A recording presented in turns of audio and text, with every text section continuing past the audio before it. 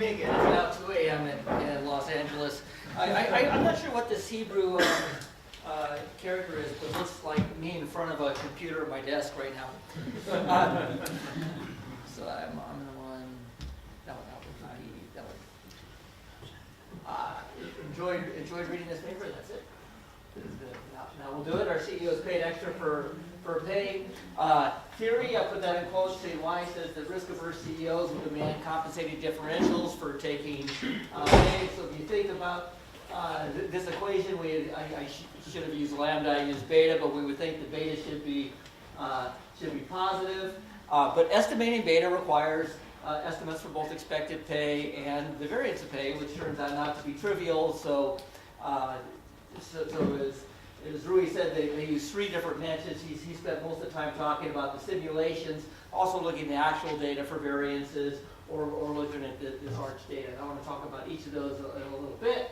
The findings are that the beta is positive under all 3 approaches, but beta seems a little bit too low to be explained by theory, which suggests that our theories need a little updating. So I want to talk about this and try to do it in 12 minutes. So here's a fundamental problem with the paper. I put fundamental in quotes. Is they start off by saying a fundamental hypothesis of moral hazard is that risk-averse CEOs require extra pay for riskier pay packages. Well, first I want to ask if that's really fundamental to agency theory, or is it just convenient modeling? And we got into past dependence as historical rut. So agency theory is about the conflicts of interest between principals and agents. Modelers early on needed to have some sort of solution to rule out the trivial solution of just selling the firm to the worker. So you need some differences and preferences across those players. Oh, risk aversion kind of worked. I don't know that even they took it. If I go back to Ross or Holmstrom or Milgram, or I don't even know that they took it that seriously at the time, but it's sort of grown to the place where we think that this is the fundamental problem in agency theory. But no, the fundamental problem is the conflict of interest and how we might solve it. Another fundamental hypothesis in the sense that is born out of participation constraint. Well, whoever said that CEOs are paid to their participation constraint? Again, it was a modeling convenience, but if you think about the way to do agency theory, I can maximize firm profits subject to incentive compatibility constraint and a participation constraint. But if you look at some of the earlier models, I could also maximize, I figured out the optimal contract by maximizing the CEO's utility, expected utility subject to incentive compatibility and say a zero profit constraint. That's what Lazare and Rosen did. If you look at Jensen Meckley, and their assumption is that the agent bears all the cost. All the agency costs, not shareholders, but it's actually the owner-manager who bears the cost. So there's nothing written in stone that says we're going to peg CEOs to a participation constraint. I can also think of the fact that there's a bid-ask spread for CEOs. We're going to be somewhere between those, but we don't necessarily have to be pegged at the participation constraint, and that might change some of our inferences. The approach on the simulations, if I think about the 4 kinds of compensation they really look at, there's non-equity incentives, bonuses. They look like this. There's a threshold, there's a cap. We can be linear, quadratic, concave, convex between those 2, but it looks something like that. We have restricted stock. Now this is an interesting one that they just sort of dismiss. They exclude it. You can't. It's really important, and it's really easy. Right? Restricted stock is just a linear contract. There's no accounting measures in there. It's just linear with stock price. Stock options. As you found out, there's only a handful of stock options in the sample that have performance criteria. It's just linear in stock price. And then there's these funny things called performance shares, which have become the dominant form of compensation given ISS, at least over the last 10 years or so. And they tend to look like the bonus contracts here, except for the denominated number of shares as opposed to in stock price. If I look at this simulation, over some questions, over 90% of the firms use adjusted or non-GAAP measures. I'm not sure how your simulation, I'm sure your simulations can affect that because they don't usually give enough information about what you would do with it. But the question is, how do those non-GAAP adjustments affect the variance of the bonuses? Some would argue that they put the adjustments in there to reduce the variance. Most firms have individual performance modifiers, which again could could modify the variance of the bonuses that are seen. The methodology, as far as I can tell, doesn't capture this tendency to get to this threshold no matter what. You know, wherever you put it, they'll do whatever they take, they'll lie, cheat, and steal to get to that threshold, because they get half of their bonus if they get to that threshold. There's also a lot of missing values for the goals, for the performance goals. This isn't random. It's ex post that firms decide whether or not they report their performance goals. And they're less likely to report them if they didn't make them. And if they don't have the performance goals, we throw them out of the sample. Restricted stock seems the easiest one. We know a lot more about the distribution of future stock prices than we know about the distribution of versus sales or EPS or anything else. So if I'm right that you just ignore these time-lapse restricted stocks, even throw them out of the clean sample, you can fix that. And I think that's sort of important to do. Stock options, same thing is we can compute, given the distribution of stock prices, which I don't think you use, but we could from there compute what the distribution, oh, you use that, okay. Performance shares, again, number of shares is on the axis. These are tough. They actually look something more like this when you put in the dollar value here, right? Because as performance goes up, not only do you get more shares, but the stock price is going up. So those are challenging to dictate, which is why some of the papers that you talked about that I wrote, I just ignore these. Luckily, it was back in a time when these things weren't that important, so they're difficult. So those are the simulations. Alternative number two, you didn't talk about it much today, but I'll just say, you look at the variance of TDC1. TDC1 is not the right variable because, of course, TDC1 has realized bonuses, but it has just the grant date value of options and restricted stock. And to find out what the variance of pay is, you've got to look at what's the variance of pay based on the potential distribution of stock prices, and not just sort of whatever Black-Scholes shows us is. I just gave an example here. If I have one CEO that always gets $1 million in straight bonus, another CEO that gets $1 million worth of stock every year, that's the only difference. I think you would compute that both would have variance of TDC1 of 0, because they both get $1 million year after year after year, but obviously CEO number 2 there has a riskier pay package than CEO number 1. So you can tell me whether we're counting that. TDC1, mean of TDC1 is not really expected pay. You could have used a target bonus instead of the actual bonus. That would get a little bit closer, and just admit the fact that Black-Scholes is not meant to be a measure of expected pay unless the CEOs are perfectly hedging away the risk of the option and things about it, which we know they can't do. Approach number 3 is Arch. I don't have much to say about that because you're right, this is brand new to CEO pay. I'm really intrigued by it, but it's not really discussed exactly how you do it. I think it's still based on TDC1 somehow, which is problematic.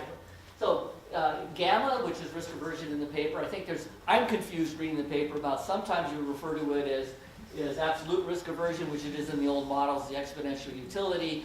But then you discuss, somehow you converted that to relative risk aversion.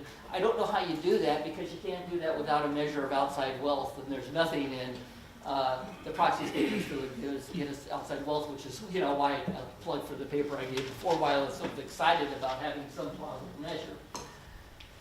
I think what you've done is you've underestimated what the variance of pay is. I think that's going to make your results even stronger in the sense that it doesn't look like CEOs are rewarded enough for the risky compensation that they have. So let me end. So talk fast enough. Just with some that I think is intriguing. So if you look at the 90s, for example, this is when we had the big growth in stock prices, right? We tripled compensation in real terms, mostly through stock options. Well, I looked at this data hard, and there was maybe there's some theoretical arguments people have tried to make, but basically this was just companies layering stock options on top of what they already had. If that's what's going on, if we're just layering risky pay on top of already competitive pay, you shouldn't get a risk premium for that. Now that's like if your dean says, well, in addition to your salary, I'm just going to give you $10,000 worth of lottery tickets, and you go bang on his door and say, well, then you better raise my salary because you just made my pay a lot riskier. Well, that doesn't make any sense, but it's a violation of It's because he's not pegging you to the participation constraint. And so if this is true, pay will go up, risk will go up, but it's not a compensating differential for risk. It's something else. And so I'll tell you about an experiment I did. I should put some of this in a accounting data coming out soon, but just looked at the change in total pay over the change in new equity grant. I'm saying you're getting a restricted stock grant for the first time in 4 years, or you're getting an option for the first time in 4 years, you're getting performance shares for the first time in 4 years, and asking the question, what happens to your total pay? At a risk neutrality, we would expect that beta was 0, right? That we would expect if you get $1,000 more in options, something else will go down by $1,000, your pay would stay the same, given that we're controlling for everything else that should be based on pay. If you're risk averse, we'd expect beta to be somewhere between 0 and 1, but we'd probably expect beta to be smaller for restricted stock because that's the less risky, higher for options and performance shares because those are riskier. What you actually find is every time I give you $1 more restricted shares, controlling for everything else I know how to control for, pay goes up by about $1.50. Stock options and performance shares, pay goes up by $1. In other words, when you add these new performance plans, I can't find any evidence that they're actually taken away from anything else. And if they're not taken away from anything else, we're fine. We'll get a positive beta, your beta, right? We'll get a positive relation between expected pay and variance, but it has nothing to do with the participation constraint. Thank you. You over time, but I was fascinated. Yeah, and this is the last thing. Well, you never held up the one that's in 1 minute. Well, I was waiting for that. Okay. 1 minute. Don't take the model too seriously. That's it. Thank you. If anybody has some more questions, of course, I should have 1 minute more in each conference for your question.